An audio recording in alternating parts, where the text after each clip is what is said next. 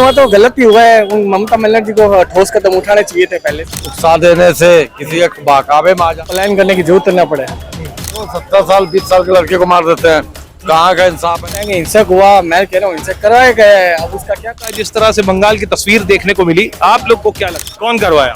चाहे कोई पार्टी करवाओ, हिंसक हुई है। एक दूसरे को सर फाड़ देते हैं, एक इंसान को मार देते अपने देश के लिए बहुत ही शर्मसार वाली बात। हैं। हिंसा देखिए कहीं के लिए ठीक नहीं है।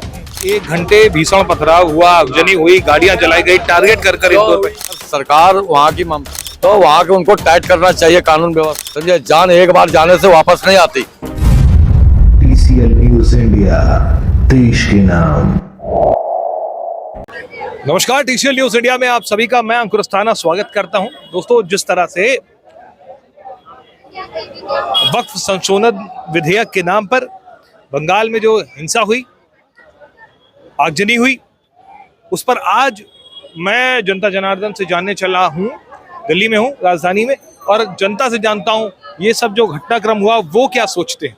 क्या मेरा नाम विवेक स्वामी है। विवेक भाई, जिस तरह से वक्फ संशोधन विधेयक के नाम पर जो हिंसा हुई, उस पर आप क्या कहना चाहेंगे? No comments. कुछ तो राय, पलायन हुआ, चीजें हुई, आपने देखा, क्या लगा? पलायन हुआ तो गलत ही हुआ है। उन ममता बनर्जी को ठोस कदम उठाने चाहिए थे पहले से ही अपने इसमें।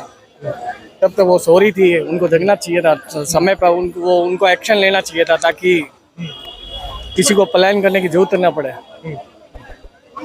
ये संशोधन हुआ बिल का, और इस कदर अचानक लोग हिंसक हो गए, और फिर वो जिस तरह से घर तोड़े गए हिंदुओं के, आग जलाई गई गाड़ियों के।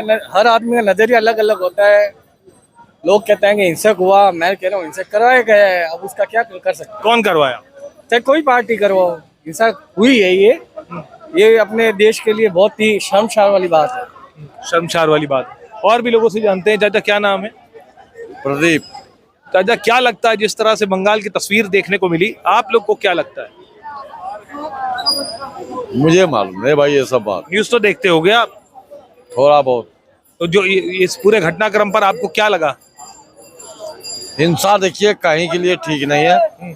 समझे, चाहे वो किसी भी राज्य में हो, देश में हो, कहीं भी हो, ठीक है, उन पे यकीन हम नहीं रखते हैं।